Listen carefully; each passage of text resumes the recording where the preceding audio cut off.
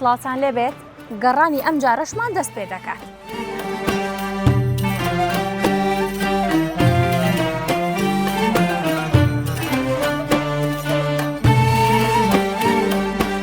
بەقورآن تەڵەبی لەسەرە، یعنی خەڵک هەیە داوای مەسەلەن گۆشتی نەعامە دەکەوانە دەکا، بەڵام ئەڵێن 25 هێلکەی مریشک یەکسانە بە یەک هێلکەی نەعامە. دەبی لە بەچکەیەوە بهێنی بۆەوەی دەگە کەش و هەوایەکەی خۆ بگونجێنی.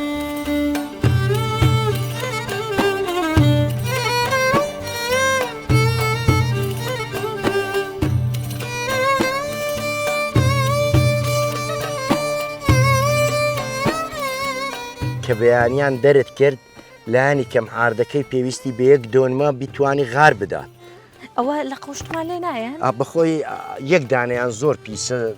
ترت هەیە خۆت بتەوێ باسی بکەی لەسەر نەعام و زانیاریمان بیتێ، ئێمەش پێمان خۆشەوەی.